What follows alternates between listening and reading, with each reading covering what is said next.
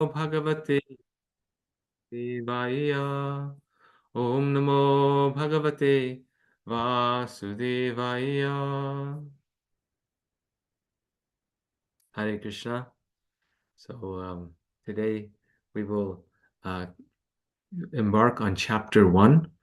Last class we covered the introduction to the Gita. We made very good progress in understanding the Gita, how to set the scene, the setting of the scene of the Bhagavad Gita, the Mahabharata, and also what the Gita covers. So in this section, today we will be actually diving into chapter 1. So this is like a recap of one main point that came across in last time's discussion in the introduction and in our discussion of the pastime, the story of the Mahabharata. So Vaishnavas do not simply chant Hare Krishna. If there is a need, they can fight under the guidance of Vishnu and become victorious. Out of the 26 qualifications, one qualification is Daksha, expert. If there is a need for fighting, they can fight very expertly. That is also needed. Krishna consciousness does not mean one-sided.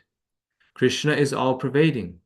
The Krishna consciousness movement also should be all-pervading. It should touch everything, even politics, sociology, everything, if required. So, Krishna consciousness is all-pervasive. A Krishna conscious person is engaged in all activities for Krishna. Because the devotee sees everything in relationship with Krishna. And that's the quality of the Pandavas, that the Pandavas were so Krishna conscious because they saw everything in relationship with Krishna. Their kingdom, their family, their armies, their fighting, everything was only for Krishna. And the basis of all that was their chanting, their remembrance of Krishna. But at the same time, it didn't stop there. They also were engaged, mind, body, and words, all their resources, everything in Krishna's service. So now we will, as I mentioned, cover the actual chapter. And the first two sections are from texts 1 through 26. And the theme of this is the devotee of Krishna is always victorious, regardless of the material odds against him. So we see this in the case of Arjuna, and this chapter is clarifying this point.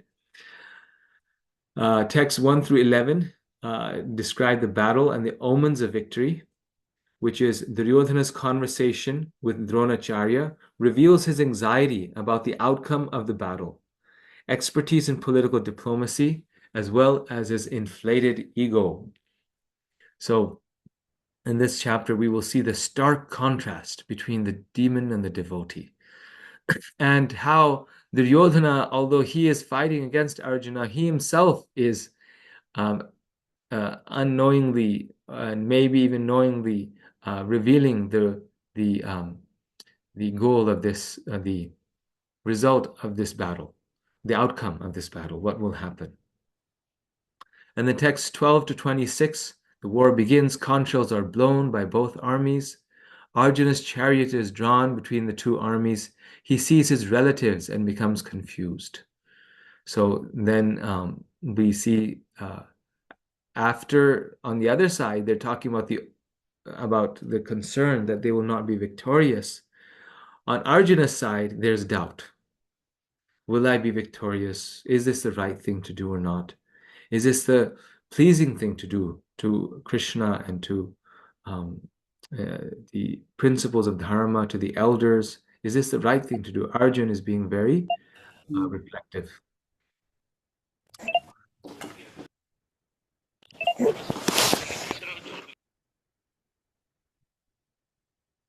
So here we see text 15 is very, very and I'm going to go back, but text 15 is very special because also in this chapter, many names of Krishna are being described.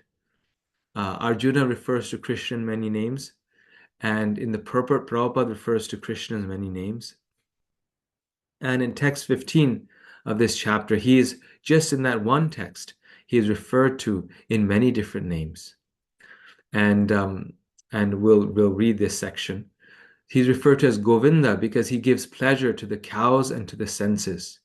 He's referred to as Vasudev because he appeared as a son of Vasudev. Vasudev, that should be Vasudev, the son of Vasudev. Devaki Nandana because he accepted Devaki as his mother. Yashoda Nandana because he awarded his childhood pastimes to Yashoda in Vrindavan. Parthasarathi because he worked as charioteer of his friend Arjuna. And Hrishikesha because he gave direction to Arjuna on the battlefield of Kurukshetra.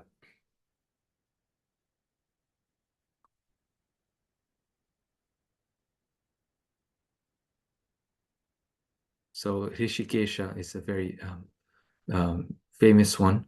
That he gave direction because he took control of Arjuna's senses.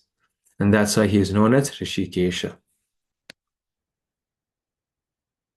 Prabhupada in the purport writes, Lord Krishna is referred to as Hrishikesha in this verse because he is the owner of all senses. The living entities are part and parcel of him, and therefore the senses of the living entities are also part and parcel of his senses. The impersonalists cannot account for the senses of the living entities, and therefore they are always anxious to describe all living entities as senseless or impersonal. So Prabhupada is, contrasting the impersonalist, the limited understanding that we have no personality, God has no personality, therefore He has no senses, we have no senses, and we are simply Brahman. As opposed to the Vaishnava understanding and the Gita's understanding that Krishna is actually, what to speak of not having senses, Krishna is the controller of all the senses in this world.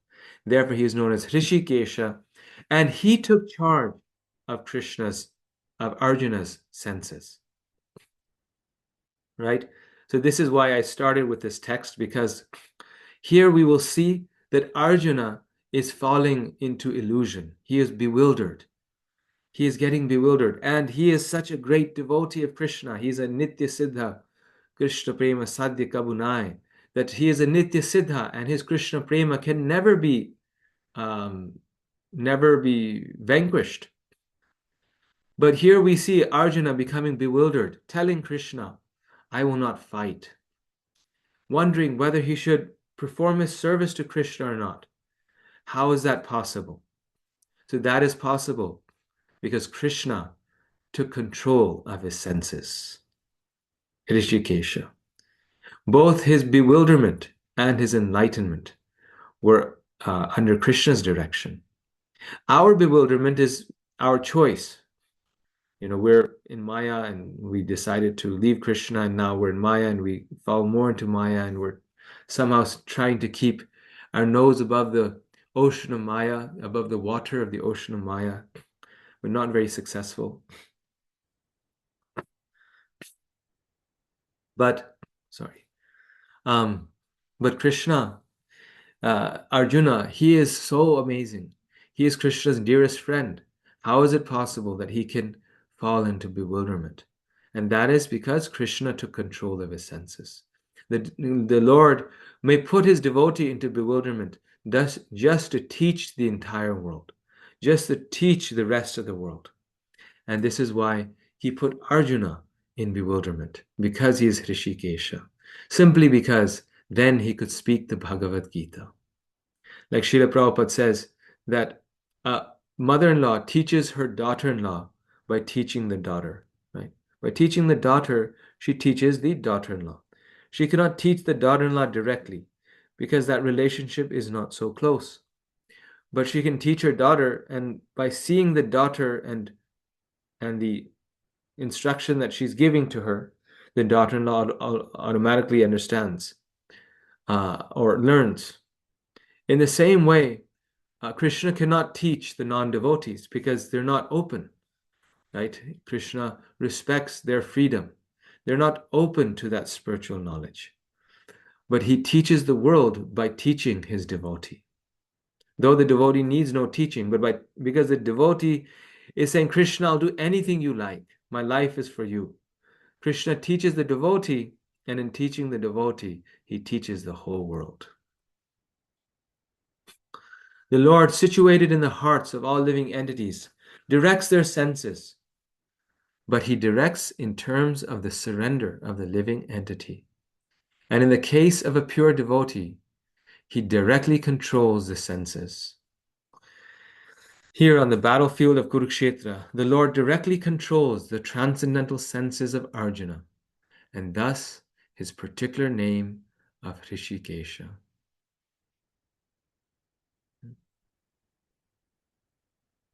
Here on the battlefield of Kurukshetra, the Lord directly controls the transcendental senses of Arjuna.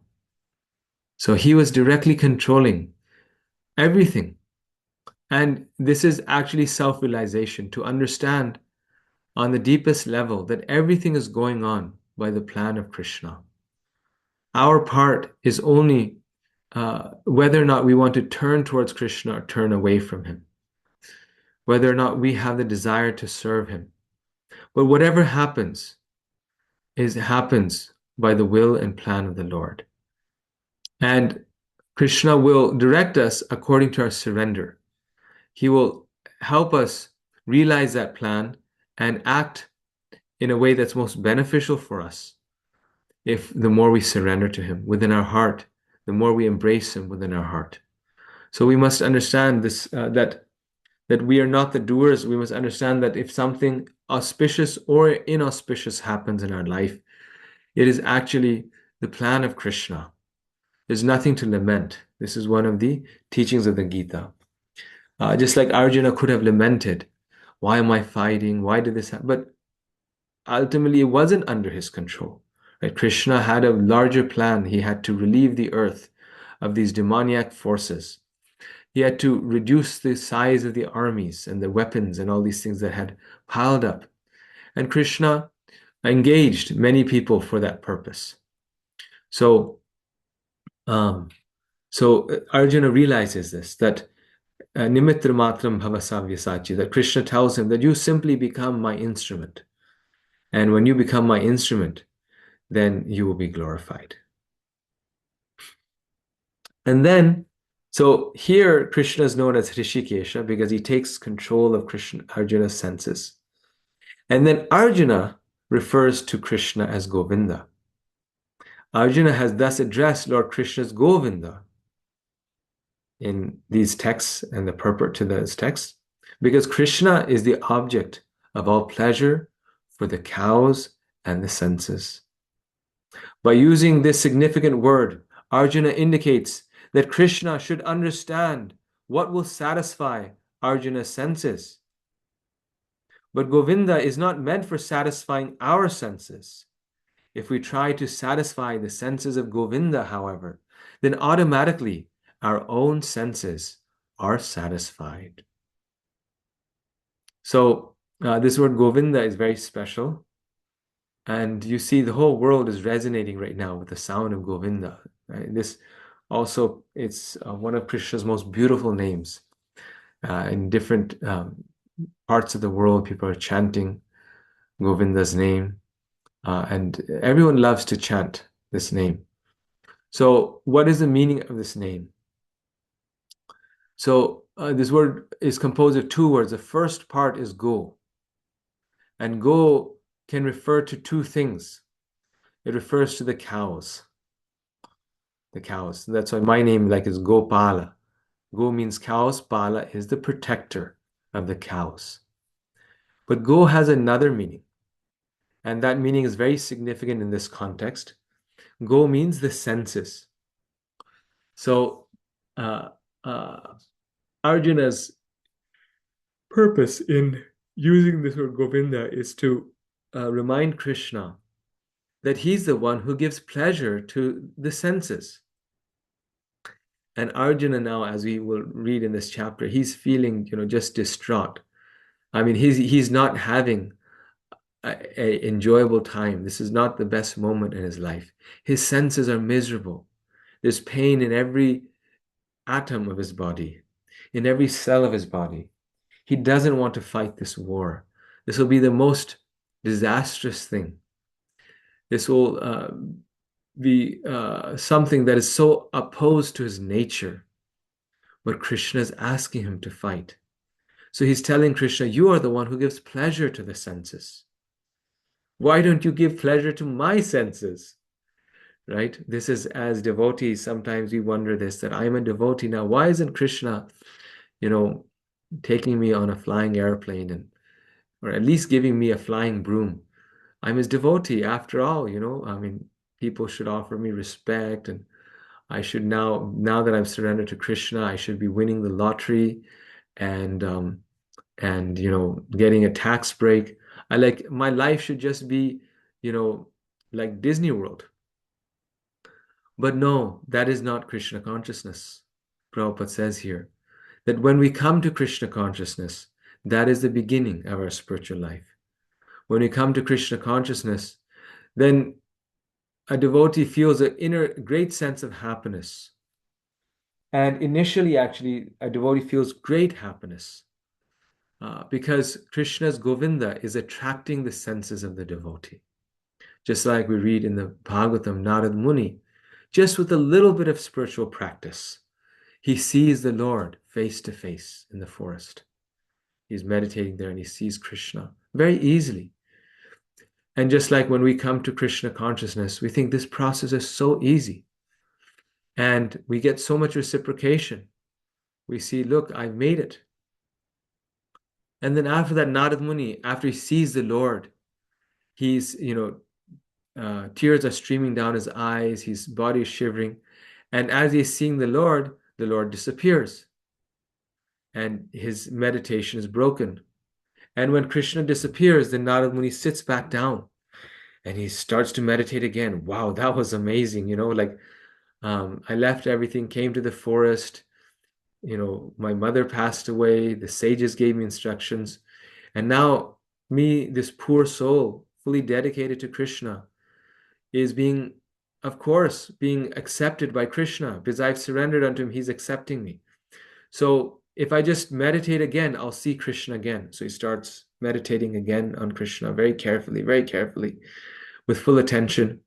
And then he doesn't see the Lord. Instead, he hears a voice. And in that voice, Krishna is telling Narad Muni, in this life, you will not see me again. He's so shocked. He's like dying to see Krishna. And he says that, oh Narada, you actually don't have the spiritual qualification to see me. I simply showed you just to give my mercy, my grace to you. So you will not see me again in this life. However, because of this, your hankering to see me will increase. And in your next life, you will become my eternal associate. Right? So Krishna first satisfies Narada's senses, but then he pulls back and he teaches him that now that you've had this spiritual experience, now your service is to satisfy Govinda's senses. Now you must satisfy Krishna's senses, my senses, Krishna is saying. And that is your spiritual advancement, right? So Arjuna similarly standing next to Krishna. Krishna has given him so much love and affection. He's his dearest friend.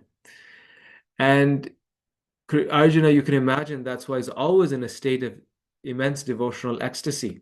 His senses are fully satisfied and surcharged with love for Krishna.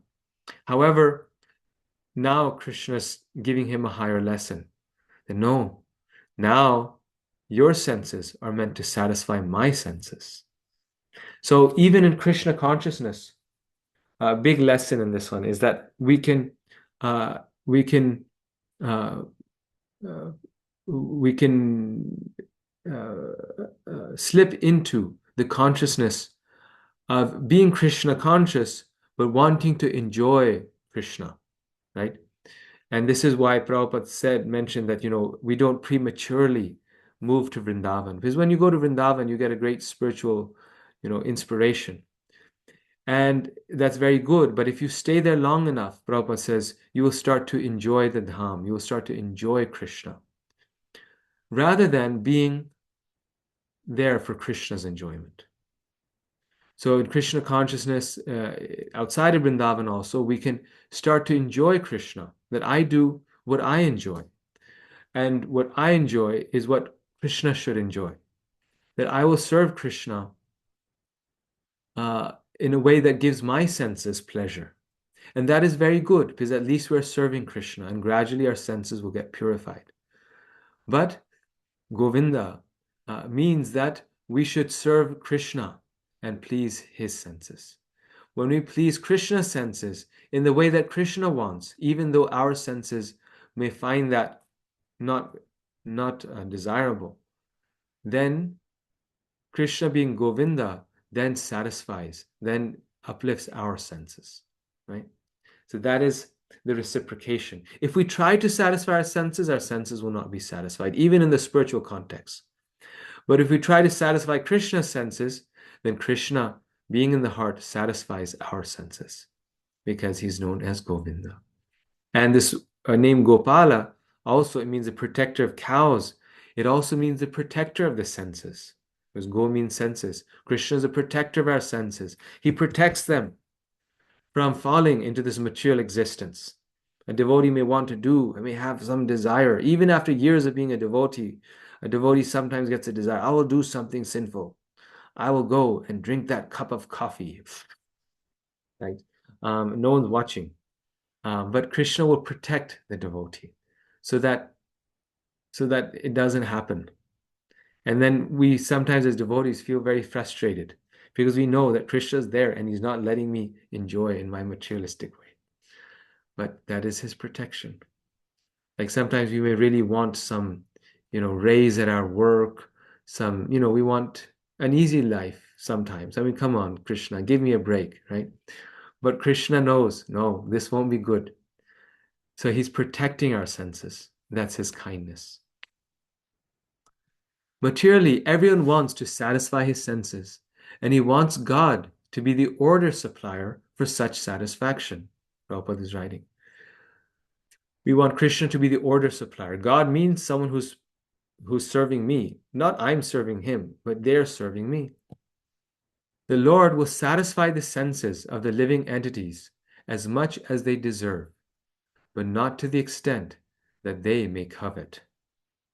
But when one takes the opposite way, namely, when one tries to satisfy the senses of Govinda without desiring to satisfy one's own senses, then by the grace of Govinda, all desires of the living entity are satisfied. Isn't this so amazing? Like, I just said this, but the way Prabhupada writes it, the way he says it is so wonderful. This final sentence. But when one takes the opposite way, right, we're over the lifetimes of conditioning, we've gone in one way. We're in a groove that I have to satisfy my senses. Where is it? Where is it? My nose, my ears, my eyes. What can satisfy my nose? What can satisfy my ears? But when we take it the opposite way, namely when one tries to satisfy the senses of Govinda without desiring to satisfy one's own senses. So not just satisfying the senses of Govinda, but anya bhilashita shunyam, without desiring to satisfy one's own senses. Then by the grace of Govinda, all desires of the living entity are satisfied. And Prabhupada writes, not only are they satisfied, but they are satisfied in a way that is 1,000 times more than what we expected. Right? So I want to satisfy my senses because, I just want this trip to Hawaii, right? Or I want this a nice car, or I want this nice house, or I want a nice family or a child. But when we satisfy the senses of Govinda, Krishna reciprocates in a way that is greater than one even expects, even in one's wildest dreams. That is the power of Krishna. When we are ready, he will do that. So we see this with Bali Maharaj, right? Bali Maharaj, that narration is so amazing. Like, every aspect of it is so perfect for devotees. And we should all read this narration of Bali Maharaj in the Srimad Bhagavatam. He surrenders everything to Krishna without reservation, not expecting anything in return, right? He got everything, like he worked up the ladder, right? He worked up the corporate ladder, and he's the head of the demons. He owns the whole universe. He's thrown out Indra. He's the top dog. And he just made it there. Like, this is kind of his, his victory party, this sacrifice that he's doing. He's just made it there. And then Krishna's there as Vamandev to take it all away from him. Because he's a devotee of Krishna. Bali Maharaj is a devotee of Krishna. And the greatest achievement is surrender to Krishna. And so he wants Bali Maharaj to surrender. He's like, you got to surrender. That's the main thing. Not all this, it's a big service to run a whole world. And because he's a devotee, he'll make the world a devotee. But the bigger service is that he first has to surrender to Krishna. So he's there, and Krishna is standing in front of Bali Maharaj. And he's asking for 3 steps of land. And Shukracharya knows that he's asking for the 3 worlds. 3 steps of land means the 3 worlds. And he tells Bali Maharaj. And after he tells him, Bali Maharaj also knows that he is here to take everything away from me. Yet Bali Maharaj freely offers it to Krishna. And not only offers it to Krishna, but for the 3rd step, he says, put your feet on my head. And what Krishna does, not only does he take it away from him, but with his 3rd step, he pushes him down to the hellish planets. Right? It is a heavy weight, he pushes him down. So he also neglects him. He throws him into the lower planets, takes it and leaves him, so to say, in the dungeon. But after he does this, then he becomes, after he tests his devotee and Bali Maharaj passes the test. We cannot do this. Krishna can do this. Of course, we should be uplifting everyone. We should be raising everyone. We should be offering respect to everyone. But Krishna, to purify our heart, to the devotee, he frees that devotee. See, even this mood is attained by the grace of Govinda. So once he does this, then Krishna is so pleased that Bali Maharaj has passed the test that he gives him a planet, which is a spiritual planet. He gives him a spiritual planet to rule for the rest of creation. He would be a king for maybe 100 years, whatnot. But he gives him that planet. And Bali Maharaj becomes the king of that planet until the end of the dissolution. And then the main part at the end is then Krishna says, I will become your bodyguard. I will stand outside of your kingdom and protect it for the rest of this universe. And after that, you will come back to my abode. So, when you're a king, the biggest thing is eventually someone, kills you or, overpowers you. But imagine Krishna is becoming his bodyguard. And if Krishna is his bodyguard, what inauspicious thing could happen in the kingdom? Nothing could happen inauspicious. Everything. Krishna himself, what to speak of Krishna becoming king? Krishna becomes the bodyguard and makes his devotee Bali Maharaj the king. And he says, I will guard your kingdom. This is how eager Krishna is to serve his devotees. Then how can we not serve the devotees? And when we think, well, why didn't Bali Maharaj tell Krishna, you become the king? And how did he accept this? But he had to accept it. It was then the order of Krishna. And he accepted it just to show the world Krishna's love for his devotee, Krishna's gratefulness for his devotee, and Krishna's quality of Govinda. That if we simply offer ourselves to Krishna, Krishna gives something that is 1,000 times better than what we had expected. But if we try to satisfy our senses independently, then Krishna, he'll keep playing with us. We're playing the game of trying to, but Krishna will keep pulling back. So the devotee, in an unreserved way, anukulyena krishnanu, that without any ulterior motivation, without any desire, serves Krishna. And Krishna then takes personally charge of fulfilling his desires. And that's why you see practically that devotees in general are having a much better life than non-devotees. And when a person becomes a devotee, things that are very troublesome in his life are generally gradually resolved. Again, we have to wait for the tests also, right? Sometimes they become more difficult because Krishna's testing us. But that's just a temporary stage. Either now or later, everything becomes very satisfying and very happy by the grace of Krishna. There's no suffering, there's no pain in a devotee's life. Prahlad Maharaj tells Nrsingadev, he says, for myself, I have no suffering.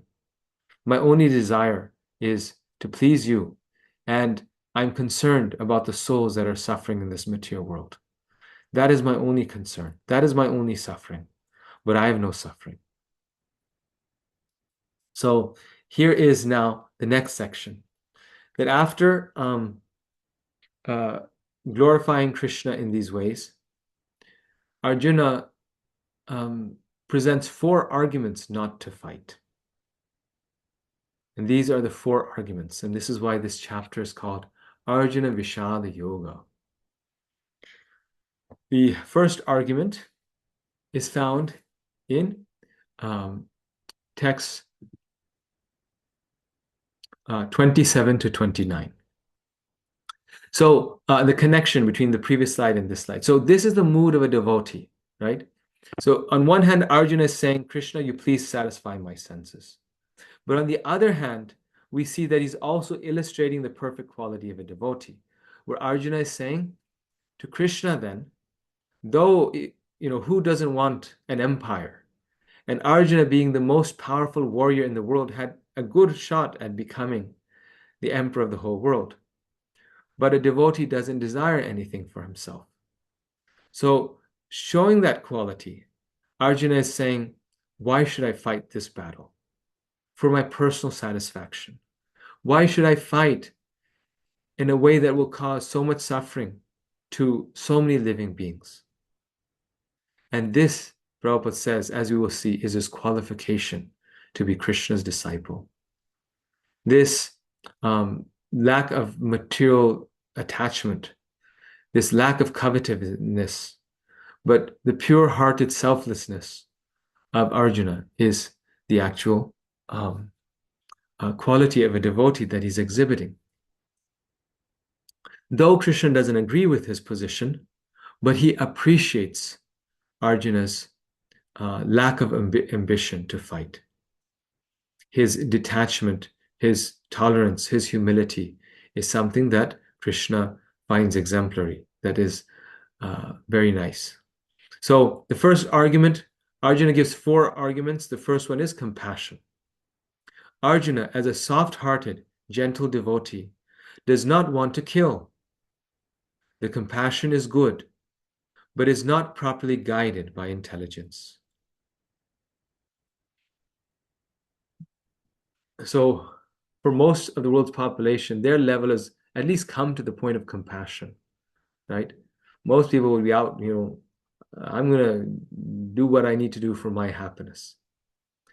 Arjuna is, so there's many different levels in the Gita. For the bottom level, for them, the instruction is be like Arjuna, be compassionate. But once one is at Arjuna's stage and is paradukha dukhi, then that compassion needs to be properly guided. So now Krishna is bringing him from the position of compassion, which is already a very high level, to a very even higher level.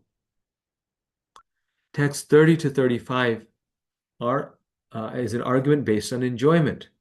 He says, look, even if I'm not compassionate and I'm interested in my enjoyment, will this bring me enjoyment? All possible outcomes in the battle bring only suffering. Arjuna feels the war is not worth it for his personal satisfaction. In the material world, in the material consciousness, both victory and defeat bring suffering. Once again, in material consciousness, both victory and defeat bring suffering. Right? So this is actually when people talk about just war in ethics is a big topic. This is a point that is made that the problem with war is that if you lose, it's painful, it's so devastating. But even if you win, you actually lose. It's so devastating. And one of the, you could say, final messages in the Mahabharata is exactly this, that in war, everyone loses. Both the good side and the bad side. Both sides, whichever, they're both good, they're both bad, whatever the combination may be, in the war, everyone loses. Materially speaking, what did the Pandavas gain? They lost all their children, they lost their uncles, they lost their grandparents. They had so much suffering, personal injury. So war doesn't bring us any happiness. So Arjuna is saying there's no pleasure in this either. This third argument, a very powerful one, is sinful reaction. He says Arjuna argues it is sinful to kill his superiors and relatives. Even if they are wrong, even if they are evil, to kill a superior, to criticize a superior, brings sinful reaction because they are superior. They have um, they have faults in them, they have mistakes in them, but still they have so many wonderful qualities, and they have given so many gifts to those who they took care of. And in our modern society, we are losing this principle. The younger generation, especially, is being taught that there's nothing like gratefulness in this world, right? It's all the same. It is all equal. And I'm a college professor, so I see the change just in the last 10 years, like how the mindset of people is changing. And this mood is actually something that spirituality teaches us. And I was just reading a statistic from a very reputed website. It's called the Getty's, something very well known, like used by CNN and very corporations. They do their statistics very well, and they said that in the last 10 years, um, uh, they did a statistic. They asked people, um, do you feel that religion holds an important part in life, a central part in life? They asked them 10 years ago, and it was like 75%. Sorry, no, 65%. And they asked people now, and it was 17% less, something like 49 or 50%. So godlessness is rising, and that's why the uh, the the spiritual principles of dharma are also diminishing. So, but Arjuna was grounded in a tradition that uh, that was very grateful. A very civilized society is a grateful society, and therefore he was thinking, like, how can I even think of this? This is unthinkable. And when they're planning the war, people think like, well, they didn't think that Bhishma and Drona and these people would actually come to battle because they were not obliged to fight in the way that Duryodhan wanted. But with the plan of Krishna, they came. And so then he's standing there, he's thinking, not possible. How can I fight with the same people who taught me how to hold this bow? Dronacharya actually taught me how to shoot an arrow. Bhishma actually raised me. He fed me. My strength is because of Bhishma. How can I be so ungrateful and now stand before them and fight with them? If indeed, he says this in the chapter, if indeed their minds have been lost and they're so materially greedy now that they're on the side of Duryodhana supporting evil. Because Arjuna sees that also. He's like, Who in their right mind would do this? If indeed they have become overcome by envy and greed, then let them have it. This will be my Guru Dakshina. This will be my offering to them for raising me. See, many people in this modern society, they say that, well, um, my elder is not doing this for me, so why should I not do this for them? But they forget that the obligation, the offering has already been done, right? They already have sacrificed so much. And now it is our job to reciprocate, right? The parents that raised us, the teachers who taught us, they've already done their service. They don't need to do anything now. Now it's our job to serve them. So Arjuna says, even if they're greedy, anyway, it belongs to them. I received everything from them. Let them have it. So, and if I don't act in this way, then there'll be sinful reaction. There will be bad karma. And the final argument is destruction of family traditions and the family. Arjuna says that fighting in this war will ruin society by destroying families and their religious and moral traditions. So this was a traditional Vedic culture. The people who were fighting were only men, and there are millions of people on that battlefield. If the men in the family die, if a member of the family dies, that family, they're just coping with the grief. What spiritual traditions will they fulfill? What happiness will be there that they can do these things? So it's not just for compassion or enjoyment or simple reaction, but for the whole of society, Arjuna is saying. We are ruining all activities of righteousness and dharma. And that's why, out of compassion for them, and out of my duty as a king, as a prince, to make sure that the citizens are spiritually well grounded, I should not fight this battle. One thing that you see here, a theme that you see in Arjuna's arguments, is that he's the least concerned about himself. Right? His concern is all for others. That's his concern. And that's why he is feeling this way. And that is why he is, because how great his heart is. The devotee, the advanced person is always thinking of others. And one who's less advanced or who's demoniac is myself. I'm in the center. Arjuna's all four of his arguments are based upon the fact that, look, what about everyone else, all the different parties? One argument he gives is that even if I'm concerned about myself, it won't bring me enjoyment. But the reason why he feels it won't bring him enjoyment is because his enjoyment is the satisfaction and happiness of others. I mean, it would bring him enjoyment, right? If he's king, he has all the wealth, he has everything. But there's no enjoyment because of his advanced qualities, that I cannot enjoy something without those who I love. Therefore, the conclusion, 44 to 46, Arjuna decides not to fight, and in despair throws aside his bow and arrows. He says, Govinda, I shall not fight.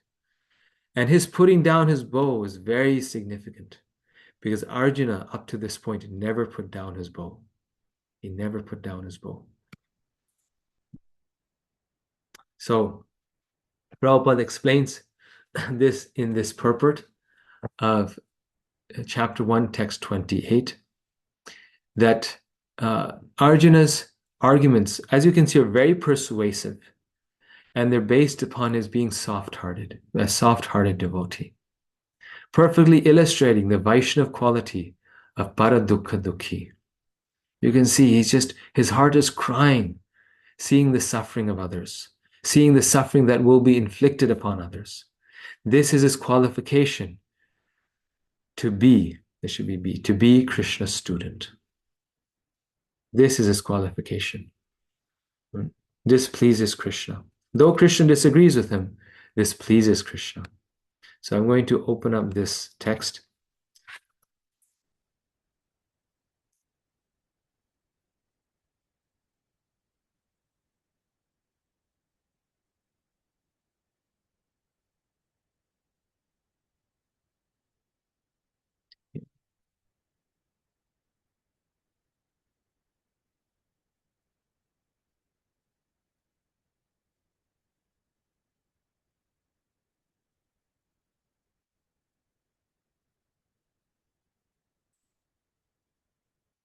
Arjuna Vacha Drishvemam Swajanam Krishna Yuyutsam Samupastitam Siddhanti Mama Gatrani Mukham Cha Parishushyati. Arjuna said, "My dear Krishna, seeing my friends and relatives present before me in such a fighting spirit, I feel the limbs of my body quivering and my mouth drying up." His body is not quivering and his mouth is not drying up because of the fear of fighting. But what's drying up his mouth and quivering is seeing that friends can be so enthusiastic to fight with friends. Like his heart is sinking, like, how could someone be so selfish that they want to fight with their own friends just for a kingdom, just for some money, just for some, red carpets? That is drying up his body. What selfishness, what are we doing here, Krishna? Prabhupada writes, any man who has genuine devotion to the Lord has all the good qualities which are found in godly persons or in the demigods. Whereas the non-devotee, however advanced he may be in material qualifications, by education and culture, lacks in godly qualities. Because ultimately they are the center. So how can they have that? However advanced they are, they will lack that godly quality. As such, Arjuna, just after seeing his kinsmen, friends, and relatives on the battlefield, was at once overwhelmed by compassion for them who had so decided to fight amongst themselves. Prabhupada is saying he's feeling pity for them, compassion for them. As far as his soldiers were concerned, he was sympathetic from the beginning, but he felt compassion even for the soldiers of the opposite party, foreseeing their imminent death. I'll read this sentence again.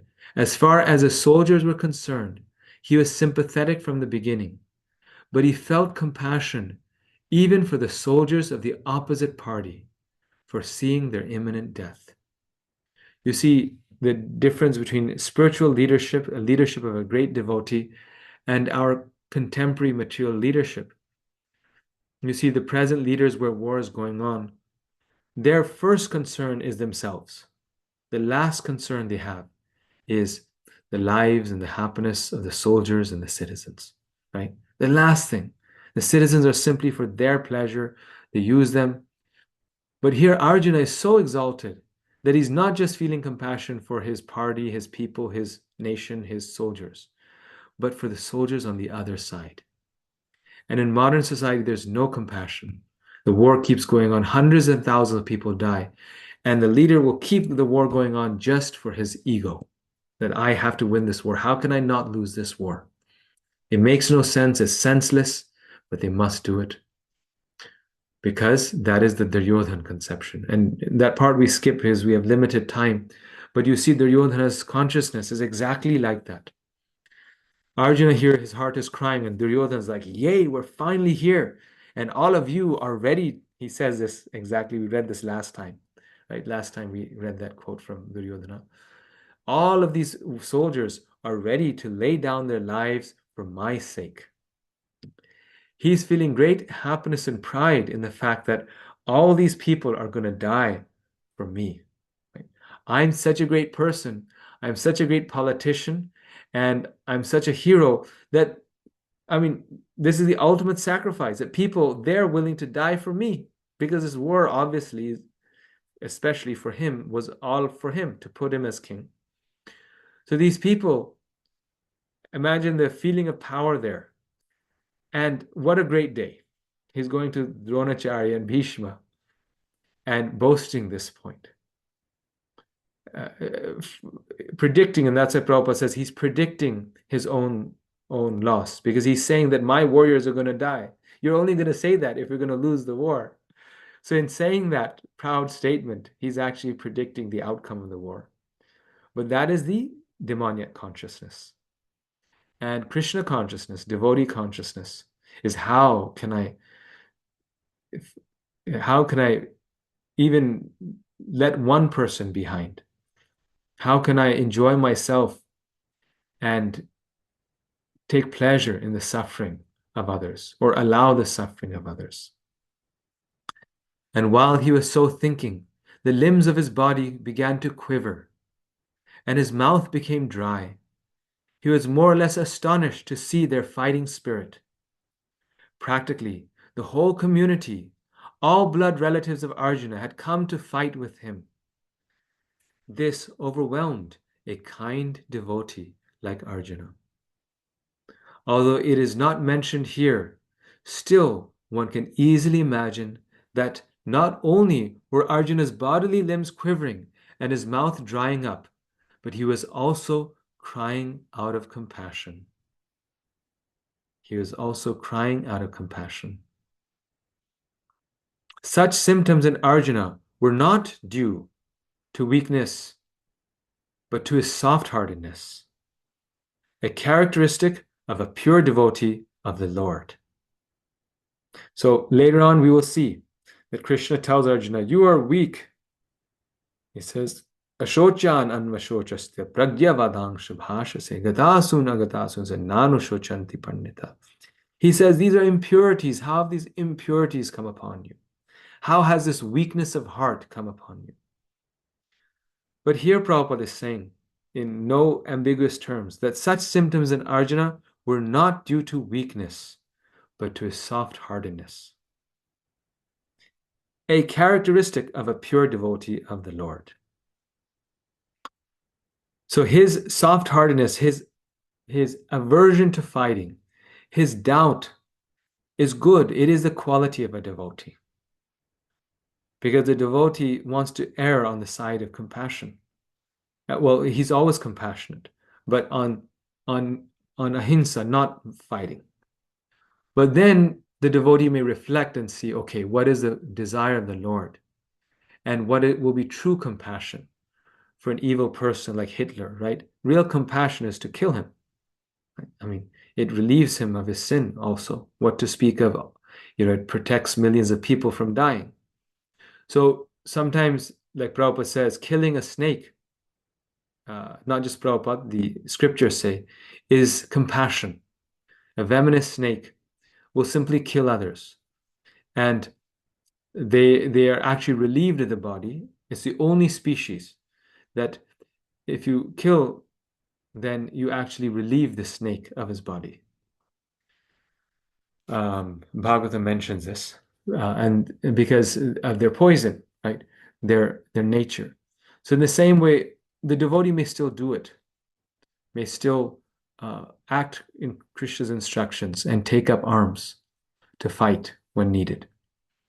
Many, many devotees, even Lord Ram himself did that, to fight against Ravana. But Lord Ramachandra, Arjuna here we see, they didn't want to fight. They fought just out of duty, but they didn't want to fight. And they preferred self-sacrifice. And that is a characteristic of a pure devotee of the Lord. So Arjuna is bewildered, but at the same time, he's not bewildered. He is setting an example for us.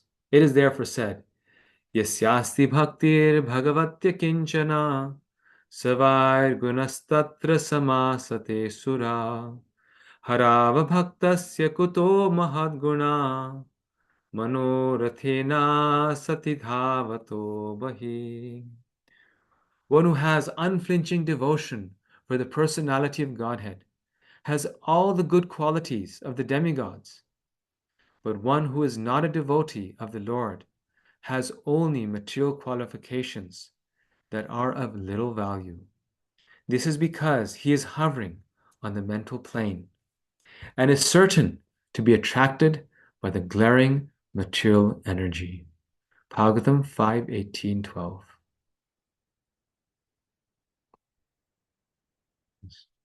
And that's why it's the devotees, what this verse is saying, that it's his whole being that makes him who he is. Because see, we may have these, we may know and try to practice these high principles of compassion, but we cannot do what Arjuna did, Because why? Because if we're attached to the material body and attached to material things, though we may know those principles, we're going to protect ourselves first. Arjuna knew if he doesn't fight, it's not that they'll be like, oh, let him go to the forest and have his hermitage and we'll take the kingdom. If he gave the kingdom to them, the type of, as he had seen, that if he gave the kingdom to them, Duryodhana would have taken the kingdom, but then also killed Arjuna. That was the envious mindset. Duryodhana was so envious of them that even if they gave it freely, which Yudhishthira had offered, that if you want, you come and ask me, I'll give it to you. But he couldn't ask. And the nature of envy is he wanted to see them dead. That was his main thing, more than the kingdom. That's why he was so happy with the war, because he had most of the kingdom already. Hastinapur was most of the kingdom. It was the better part of the kingdom. Krishna had said, you can have, even there, Indraprastha, just give them 5 villages, right? So Duryodhana actually had all the kingdom. But he wanted the battle because he wanted to see the Pandavas die. And that's why the material world is such a bad place. We were just talking about this morning. It's no place, Prabhupada says, for a gentleman. And the spiritual world is such a nice place. Because the spiritual world is filled with Arjunas. And the material world is filled with Duryodhanas. And that's the difference between the material world and spiritual world. It's not the beautiful rivers and all these things. It's who's there. Right? If a devotee is with us in this material world, then that if we're surrounded by devotees, we're in a devotional atmosphere, then that material world becomes a spiritual world. But if we're in the heavenly planets with rivers of mango juice and beautiful apsaras and all these things, but we're not surrounded by devotees, that place is the most miserable place, because left and right, everyone will try to pull us down, to destroy us, because we're not surrounded by devotees. They will be envious and they will take it away. And that's what the demigods find, that every 3 days, the demons are there trying to destroy them and pull them away. So Arjuna, he is showing the first example. Many people feel, that's why I always read this verse. This purport is like one of the most special purports in the whole Gita. Because many people think, including us devotees, that the message of the Gita is devotees should fight. We fight for Krishna. And a devotee is, doesn't have to sacrifice or be kind-hearted, selfless, compassionate. But here Prabhupada is saying that Arjuna's qualification to fight was because he was so compassionate. Such a person can fight. Arjuna's qualification to be Krishna's disciple was because he was so selfless. Arjuna's qualification to win was because he didn't want to win. He was so soft-hearted. And that is what makes a devotee a devotee. And that's why a devotee is so exalted that Krishna wants to be their charioteer. Krishna won't be the charioteer of, Gopal Haridas. But Krishna will become the charioteer of Arjuna, because Arjuna is so wonderful. Right? He has these qualities. So wouldn't anyone want to be such a person's charioteer? So Krishna wants to be his charioteer because of who Arjuna is. So Prabhupada is saying, similarly, if we also become that, right? That is the Govinda. If we do it the opposite way, and we enter into Arjuna consciousness, and we also try to become like Arjuna, then Krishna will give all protection to us, just like Krishna gave all protection to Arjuna. And he'll fulfill all of our desires. So let me see if there's anything left here. Yeah, okay, so I'll just share these final few slides and we'll end in a few minutes.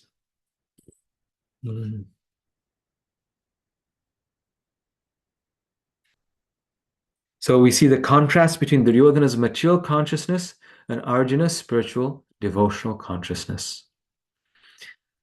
And the big contrast is compassion.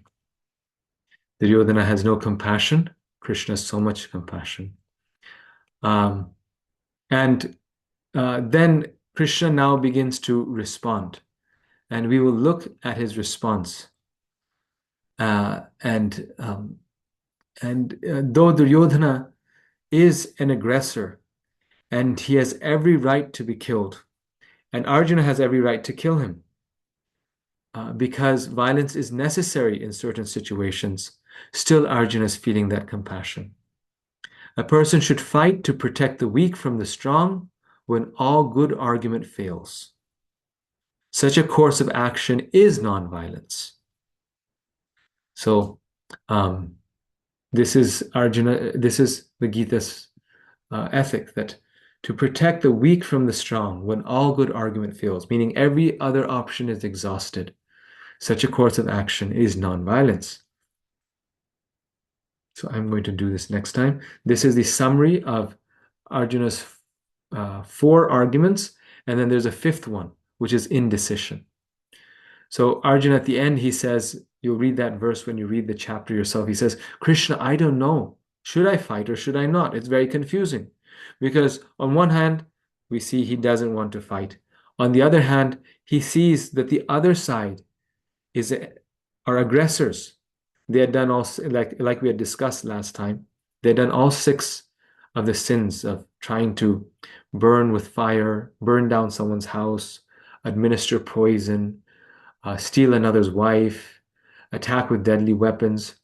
So Arjuna, knowing dharma, says, yeah, but it's my duty also to fight against these people. So I don't know what to do. So Krishna, since I don't know what to do, I won't fight. And we sometimes use indecision to make a decision, which is a false, false proposition. And that's what Arjuna is doing. And then there's one more name that Arjuna uses to refer to Krishna, and that is Madhava. Arjuna's addressing of Krishna as Madhava, or the husband of the goddess of fortune, is also significant in this connection. He wanted to point out to Krishna that, as husband of the goddess of fortune, he should not induce Krishna to take up a matter which would ultimately bring about misfortune. Right? Madhava means the husband of the goddess of fortune. This will bring about misfortune. Krishna, however, never brings misfortune to anyone, to say nothing of his devotees.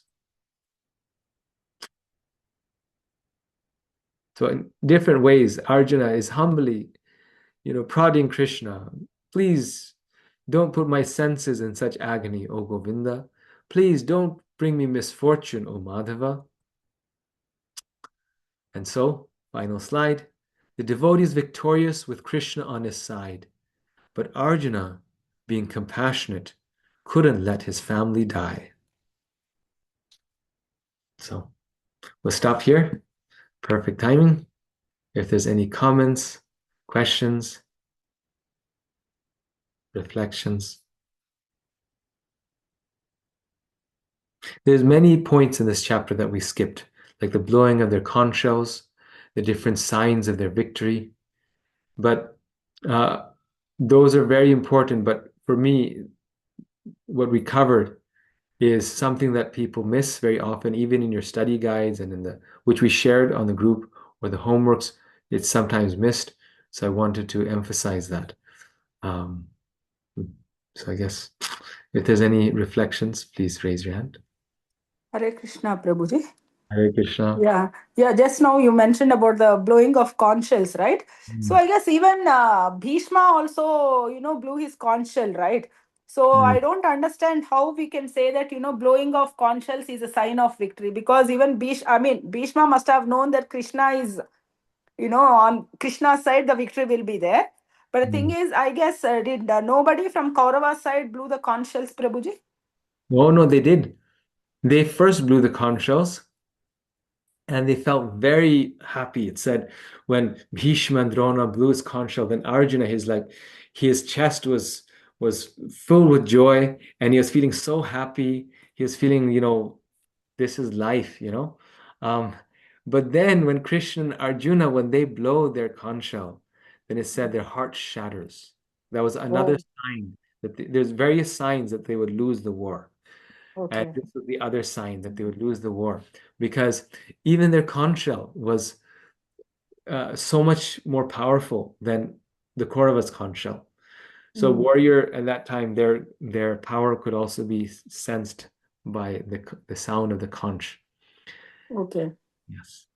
Okay. Panch. So, okay, Prabhuji. So that's what I just wanted to know that, if it is just blowing the conscience or the way it was blown makes the difference. Mm. Okay. Yeah. Yes. Okay. Yes. Thank you, Prabhuji. Thank you. Nice question, Mataji.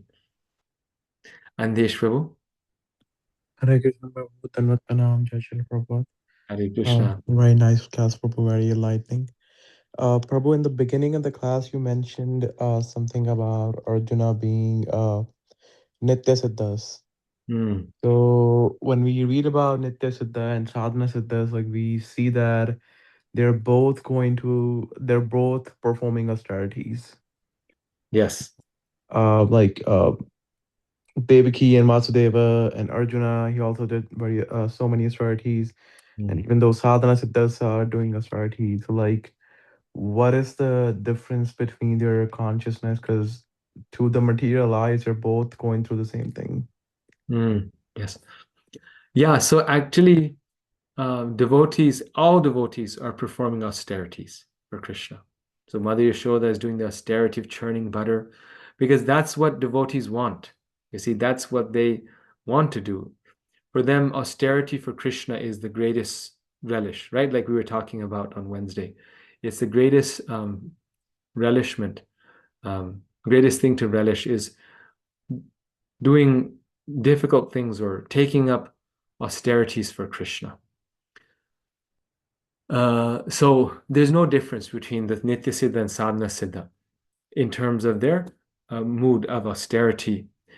And Prabhupada says that the Sadhana Siddha, once they're Siddha, there's no difference between Nitya Siddha and Sadhana Siddha because both are Siddha.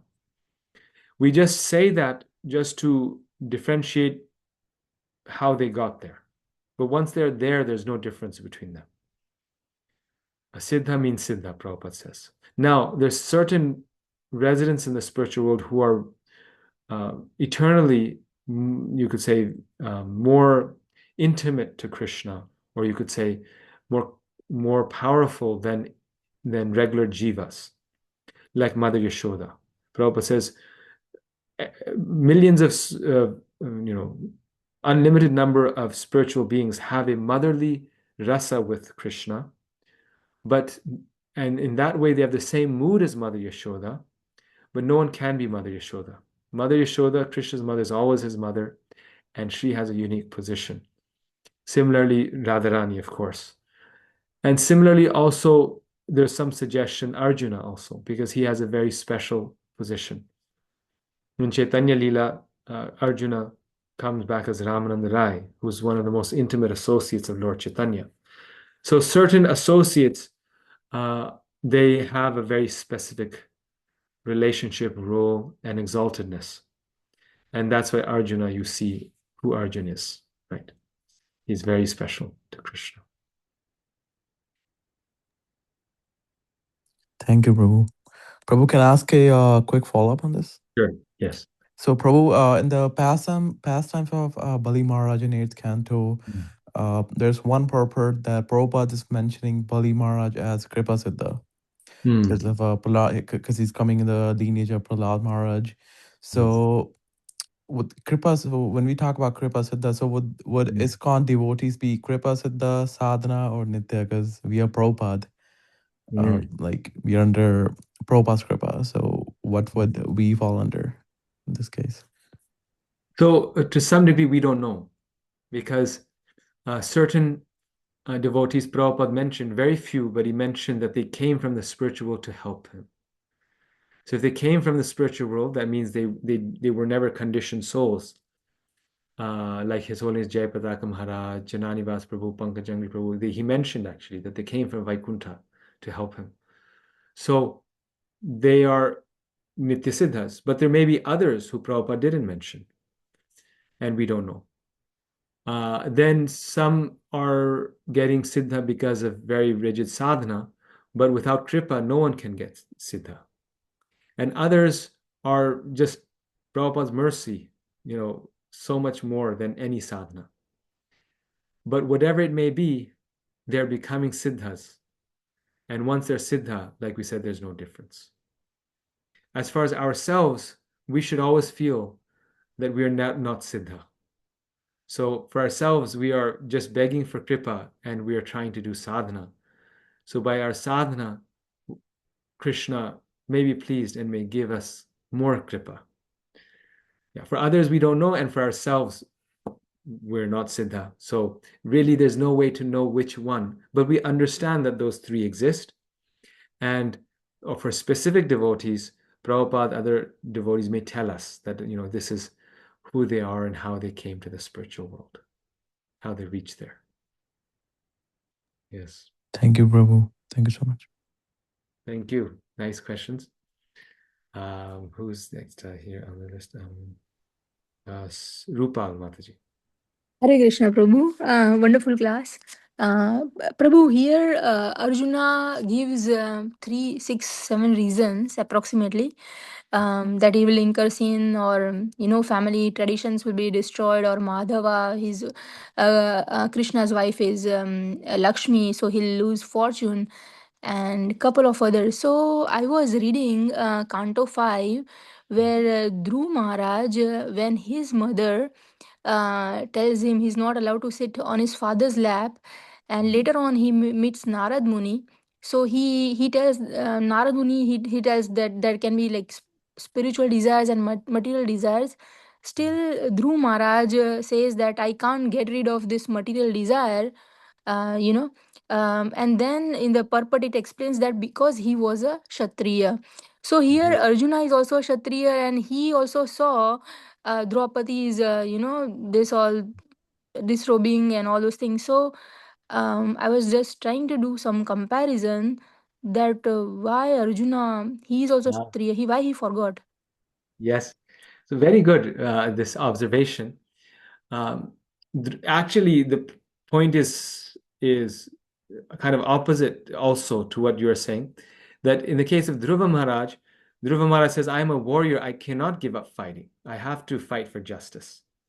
And here, Arjuna is saying, Krishna, I don't want to fight. I don't care if it's just or unjust. I'm a warrior, but I don't want to fight. So Arjuna is actually able to do something which Dhruva is being asked to do by Narad Muni, his guru and a pure devotee, but he cannot do. And that is because Dhruva is just embarking. He's just starting on a spiritual life, right? He gets offended. He's like, what's the solution? His mother says, go and find Krishna. But Arjuna is a more advanced devotee. He can, his nature is not limiting him because he's self-realized. But then, at the same time, we find that Krishna is also putting him in illusion, because even though he's a more advanced devotee, there's still a higher principle in this case, not in Dhruva's case, but in this case, that he should fight to uphold dharma and to please Krishna. But Krishna is making him forget that point so that he can speak the Gita. And then we see that the Gita speaks at different levels. So at one place in the Gita, like chapter 2 we'll come across, Krishna tells Arjuna that you are a warrior. Even if you don't want to fight, guess what? You will fight. So he's telling him, no, you are actually like Dhruva Maharaj. And because you're like Dhruva Maharaj, you will actually need to fight, right? And so he is like Dhruva Maharaj. But here he's not. Why? Because Krishna is speaking to Arjuna there as though he is not an advanced devotee, for our benefit. That, well, if you are on that level of a warrior, anyway, you won't be able to fight. But that may not apply to Krishna. And we see this may not apply to Arjuna. And we see this on many places in the Gita, that Krishna will say two almost opposite things. Because one is for someone on a more newer level of Krishna consciousness, and another is on a higher level of Krishna consciousness, right? Like he gives one instruction that whatever you do, offer it to me. That's very nice. But then in another place, he says, don't do anything for yourself. Just serve me. He says, but Krishna, you just said, whatever I do, offer it to you. Well, it's a different level. On the first stage, whatever we do, we offer to Krishna. On the higher stage, whatever Krishna says, we're just offering our life to Krishna. That's the higher stage. Whatever you want, Krishna. But we don't get there immediately. So we start by offering what we have to Krishna, little by little, right? And that's our baby steps, our big steps, but they're still baby steps to Krishna. Thank you, Prabhu. Thank you. Nice question. Thank you. Swati Mataji? Hare Krishna Prabhu, Dandavat Pranam. This is Shanti Rupa. Prabhu, this is the first time I registered for the course, and I missed the first class, but I did, heard offline. Okay.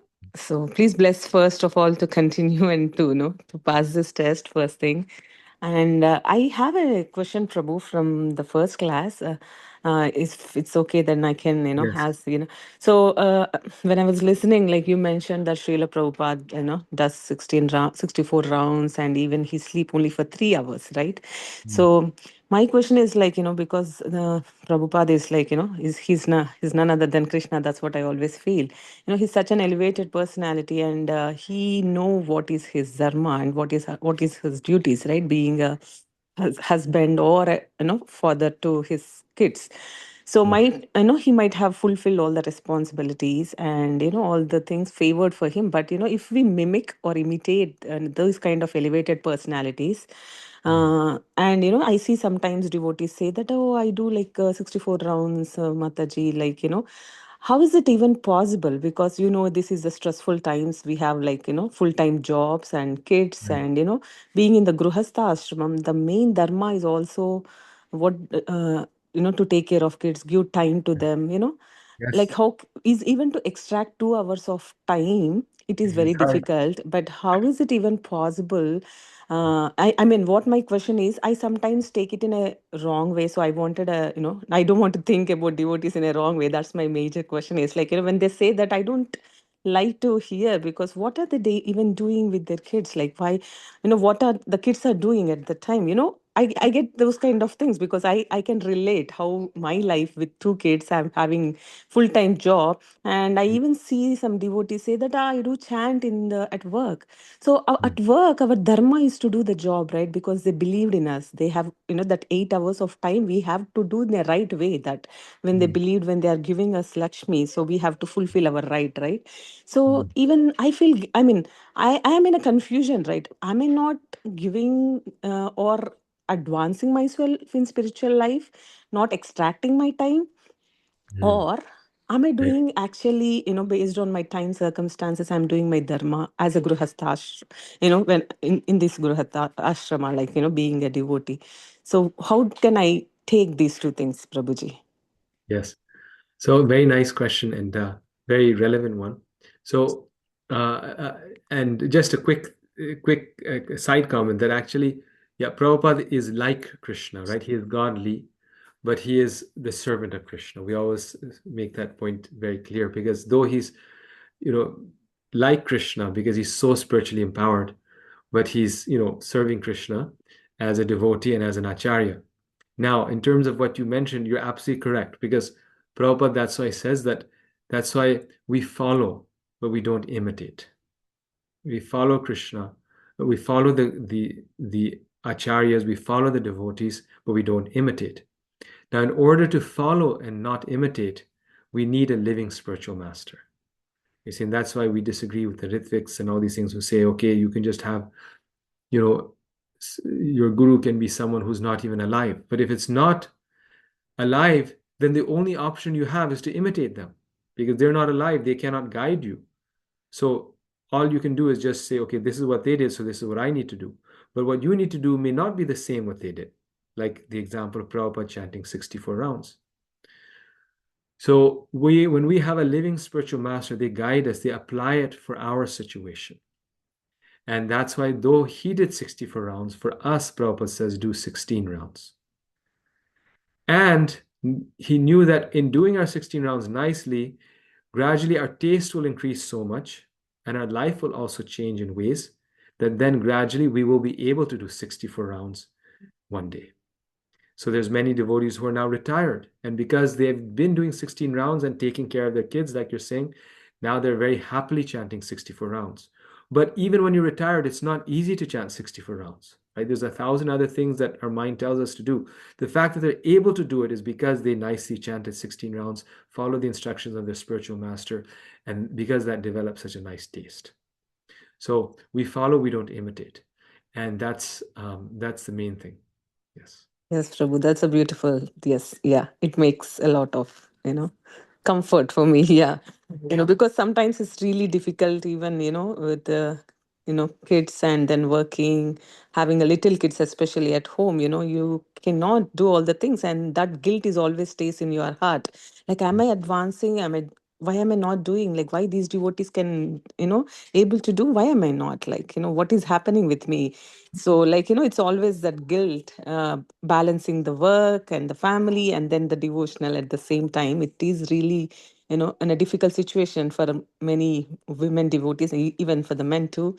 So, but yeah, that is what, like, you mentioned, we follow but not imitate. Yeah, that makes a lot of comfort, Prabhu. Thank you so much, Prabhu. Thank you. Very nice points, and it's helpful to everyone. Thank you.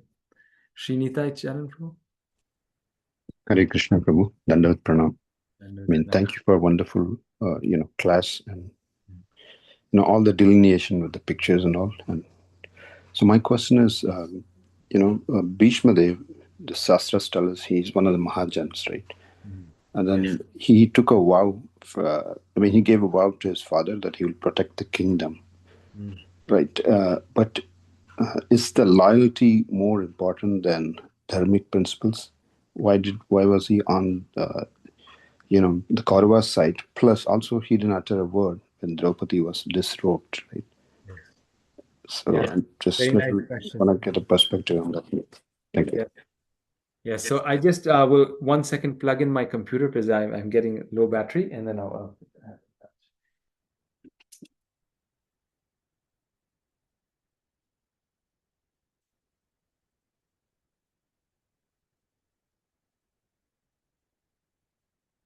Okay. Yes.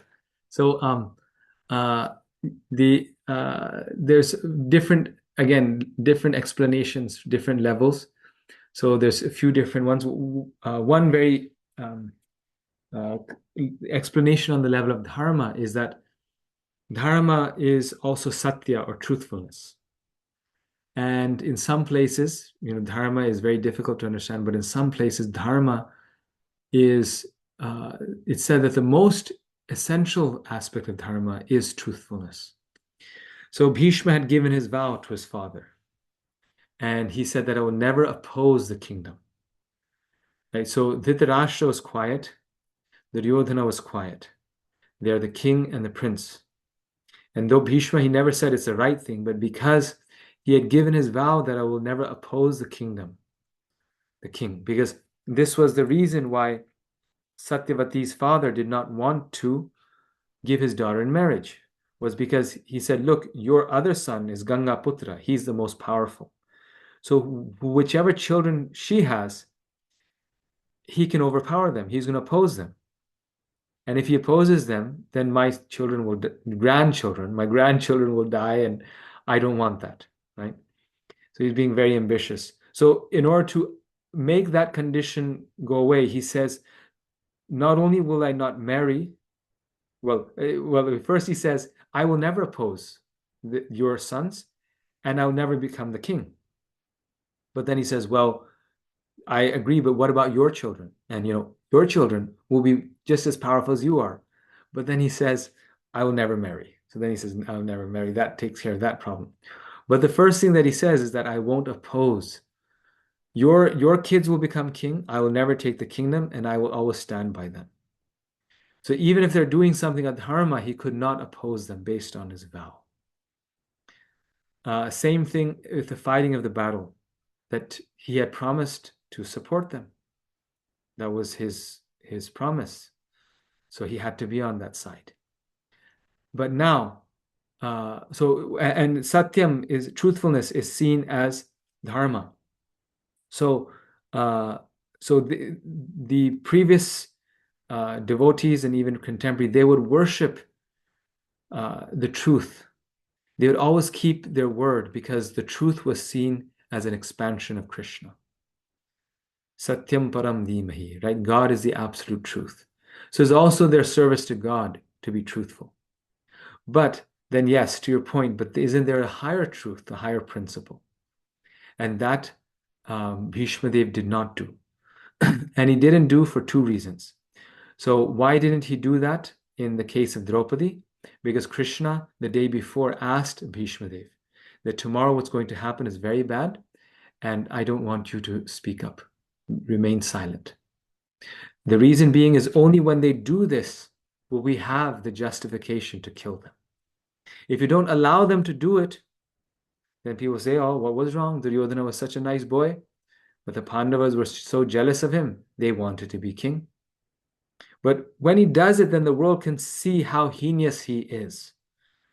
And then and only then can the battle of Kurukshetra happen. And in terms of the war, Bhishmadev was, again, as part of Leela, he was setting the example.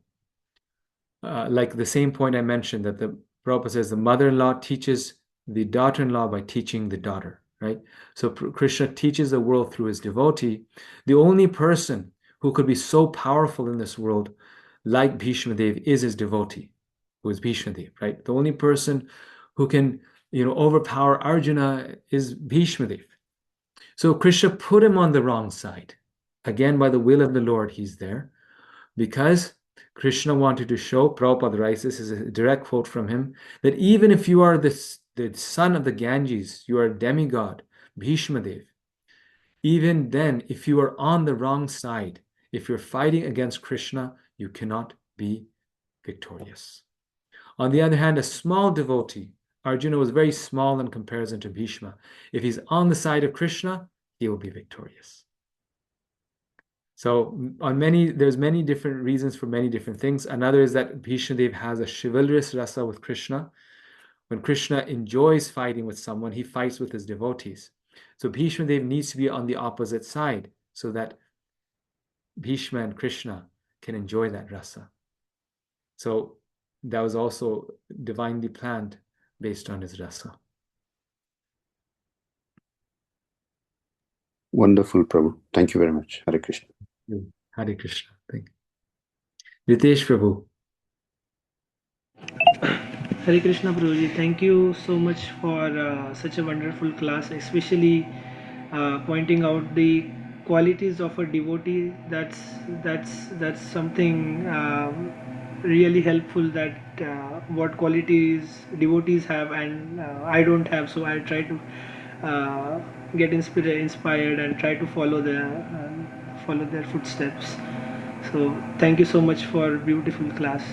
I had a question, Prabhuji. So you said everything happens as a plan of Krishna, and we can only turn to or away from Krishna. That's the only thing that we can do. So my question is at some level our bhakti is it also controlled by Krishna, or is it totally owned by us? Like, is it totally dependent on our efforts? Yes, that is a nice point. The bhakti itself is given by Krishna. Bhakti is Krishna's energy. But yes, our decision to accept bhakti or not, that is ours. Because bhakti means love and love means voluntary. But then when we take that step, then Krishna helps us. So in other words, it's owned by us. We have to make the gesture, but even then Krishna's helping us. If we give an indication that we want to go in that direction, he's providing us with all the facilities. He is making a wonderful plan for us so that we can advance. And he's also putting things in our way so that we come to the realization, to help us come to the realization that love for Krishna is the best course in life. But still, the actual decision Whether or not to take it is up to us. And in that same situation, some souls will take to Krishna, others will not, because we believe in true free will. So it's, experiences help us make that decision. So if a soul's unable to make that decision, Krishna will give him some more experiences. But we are not determinists or people who believe that everything is determined by God. Our choice is there. We have the freedom to accept Krishna or reject it. Yes. Perfect. Thank you, Prabhuji. Also, there was discussion was very very interesting regarding Bhishma Dev.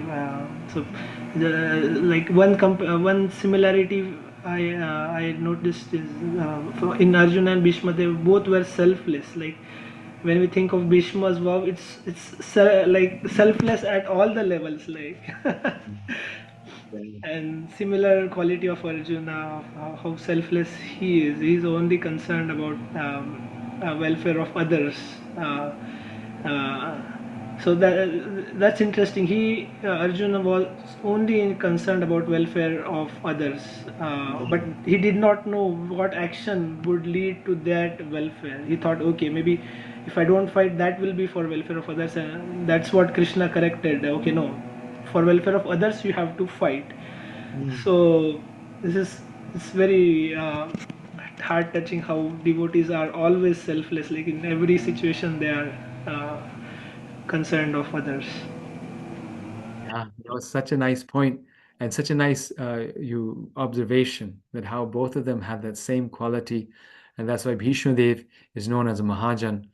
And look at the example in our scriptures, in our history that we have.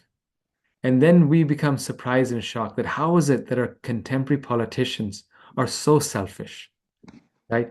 Especially I'm speaking of India, that the land of India and the culture and the history is filled with people like Bhishma Dev, Arjuna, Yudhishthira, Lord Ram, and everyone is showing the quality of selflessness. Yet, Kali Yuga is so strong, our politicians have forgotten it so much that the one quality that they exhibit is opposite to that. Not all of them. We have some good ones also, maybe. But yes, so that's such an example for us, isn't it? So inspirational. And if we can follow, we can imbibe that example even in a small extent. I think for myself, in small ways, or at least a small degree, then how glorious our life becomes. Yes, Prabhuji. Prabhuji, also regarding time and devotional service, like how much devotional service we should do because we have other service. We had also very interesting discussion regarding that. So what I have, just my personal reflection. So what I felt is if we do our sadhana and then if we do our duties like job, looking after kids, taking care of house, keeping it working so that we can serve Krishna, by the end of the day there is not even like a minute left for Maya to creep in. So so what I feel is if we do our sadhana and our duties perfectly, there will not be even like 5 seconds to okay, just let me just sit back and watch some YouTube videos or something. So that's what I've personally felt, as opposed to the days when everything is going fine. I've found some 10 minutes of free time, then my mind will say okay, now you have 10 minutes, so just sit back and maybe we should do something for yourself. So it's very initially I was thinking what life is this like. I don't have even 5 minutes for myself. It's always okay, kids, work, house, cooking, offering. It's seva. All these things keep on just coming and not even time. But then later I realized if I have free time, that's dangerous because then my mind will start playing tricks like, oh, you have some free time, just do this. Maybe you can do that. So yeah. So just Yes. some reflection. Yes.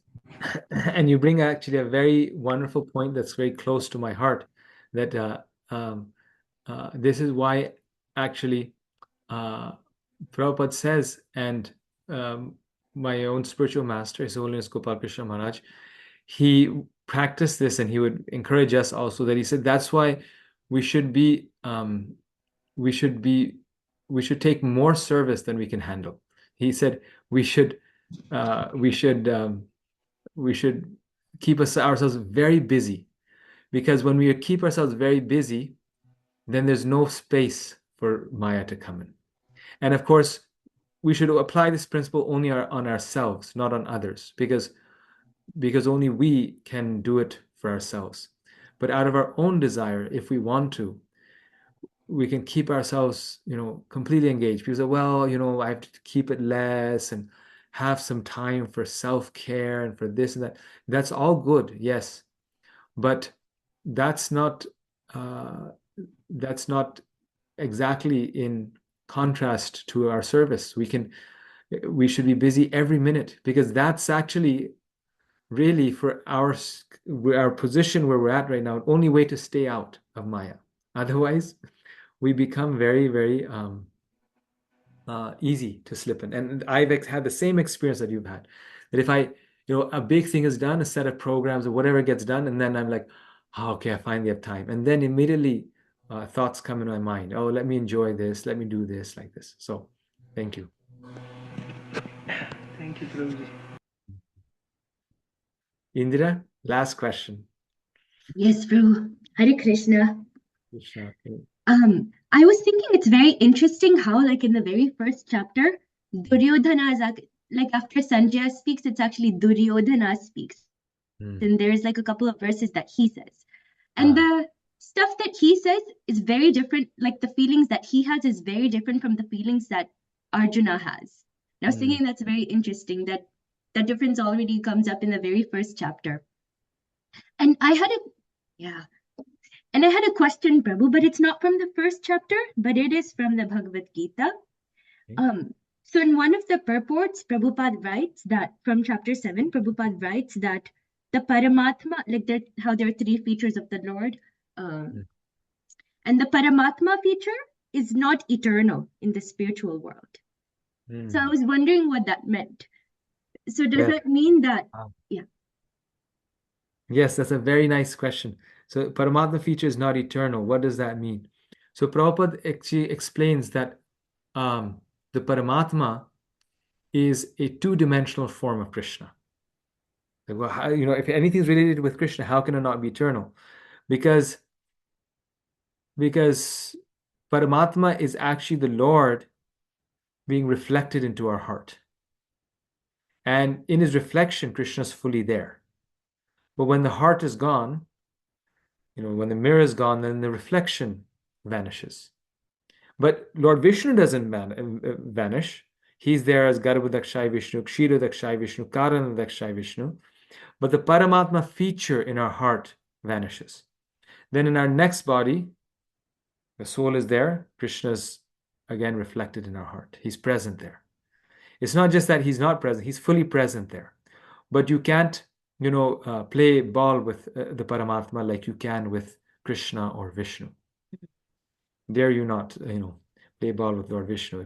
But I'm saying that basically Paramatma feature is explained in one way like this by Prabhupada, that it's actually like a two-dimensional feature of Krishna, where like when Narad Muni sees the Lord within his heart, he's seeing the beautiful form of the Lord within his heart.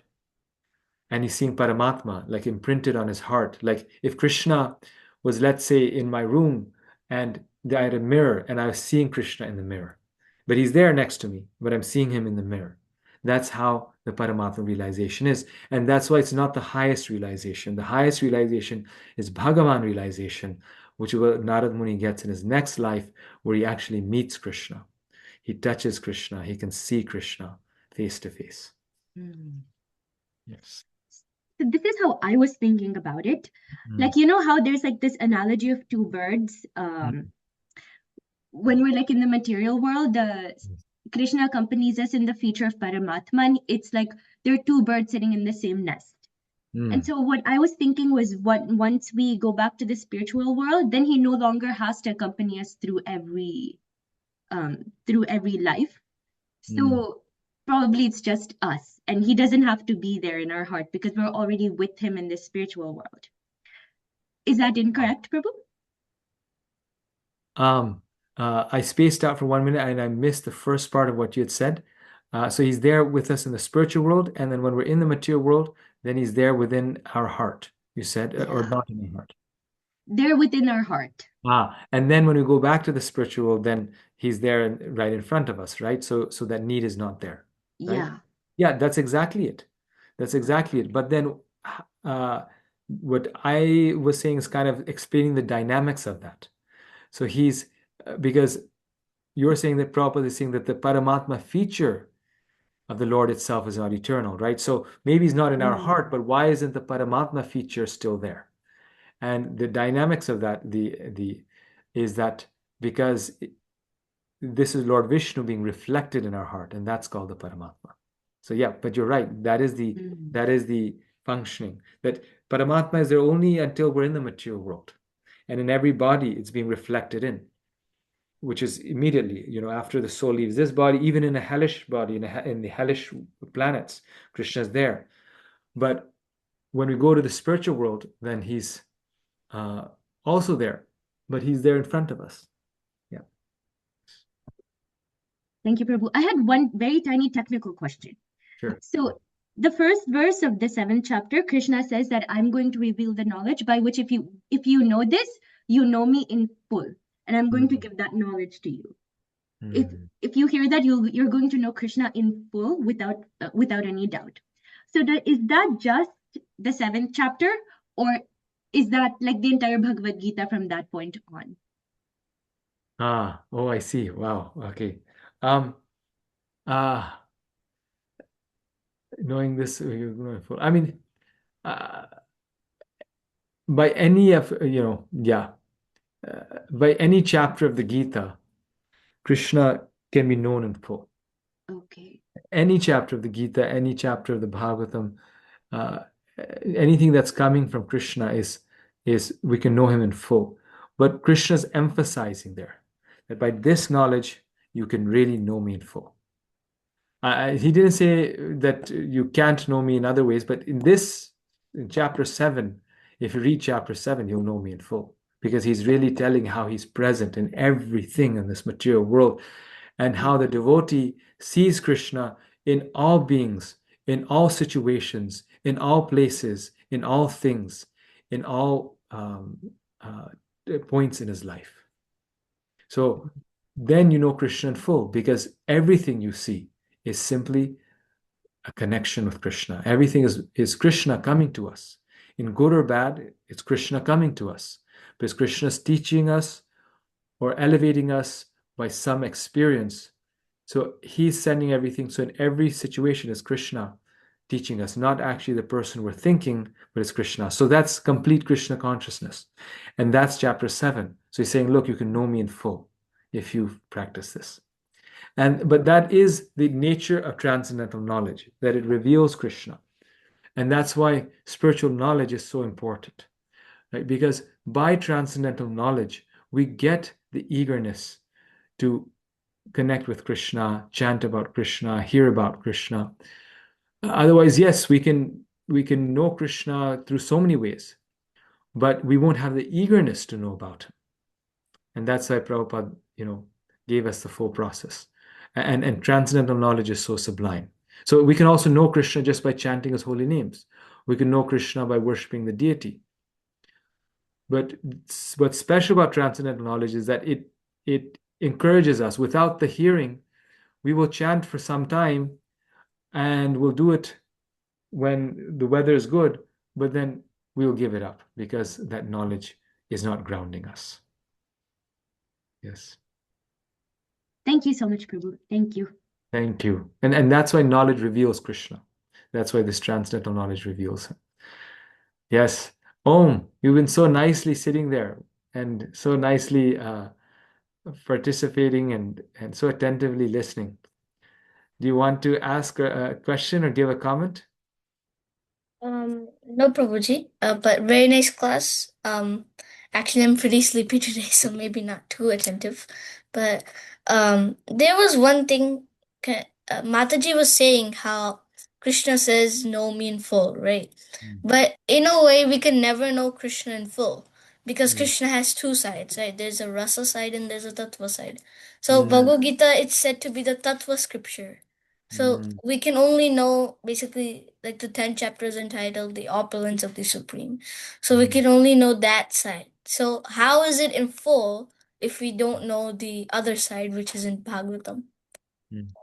Very nice question. See, I forgot to answer that part. I was thinking, that's how I kept going. I was like, "Yeah, I'm missing something in this, the full part." You're asking, what about the full part? And that's the thing about the Bhagavad Gita, that actually it has both the tattva and the rasa. Krishna's words have everything in them because they're spoken by Krishna, and that's what makes the Gita so special. We, in our conditioned sense, may not be able to churn all the rasa out. And that's how we have Bhagavatam and so many books, because they help us dive into the rasa.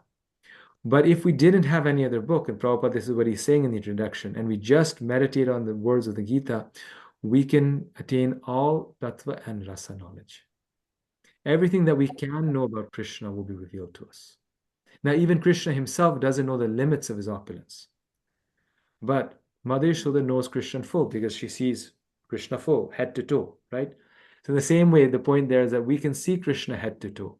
We can know him as much as we can know him in full. And that's what the Gita's benediction is. That's why it's such a special book. Oh, thank you, Prabhuji. I also had one more question. Sorry to take your time. But you mentioned the 5 arguments of Arjuna. And the first one was about compassion, right? So his weakness was not because of soft-heartedness. His compassion was out of soft-heartedness, not out of weakness. And but also there's a type of compassion which is false compassion, which I heard Chaitanya Charan Prabhuji mentioned this actually in one of his lectures, that there is false compassion also. So Arjuna, it says that Arjuna has a misdirected compassion. So is it a true compassion or is it a false compassion? Again, such a nice question. So it is a true compassion. That's what we're reading, and that's why the subtle point was there. It is a true compassion. But then the true compassion through knowledge needed to be redirected, right? It needed to be directed properly. So his soft-heartedness, his compassion is his asset. His selflessness is his asset. And that is true compassion. That's his soft-heartedness is the quality that we need to emulate. But then that soft-heartedness, the true compassion, needed to be directed for their spiritual benefit and not just for their material benefit. So it was misdirected compassion. And that's where Krishna helps him to come to level 2. He's already there on level 1. We are struggling on level 1. It's all about selfishness for me, me, me, me. So we look at, Arjuna was bewildered. Well, we are double bewildered. So we have to first come to Arjuna point. Let me be compassionate. Let me be selfless. And then once we're on Arjuna point, then we can come to Krishna's instructions. Okay, thank you, Prabhuji. Very nice class, Prabhuji. Thank you. Thank you. Such nice questions. So you did have such nice questions. Okay, we'll stop here. Thank you, everyone. We'll continue next week with chapter 2, and we will share the homework. Rashmi Mataji is there. She will be helping you, and she's so kindly helping all of us in this. So if you need the homework or something, please feel free to reach out, and we will connect next week. Hare Krishna. Hare Hare Krishna. Krishna, Prabhu. Krishna, thank you, Prabhu. Thank you, Prabhuji. Hare Krishna. Thank you.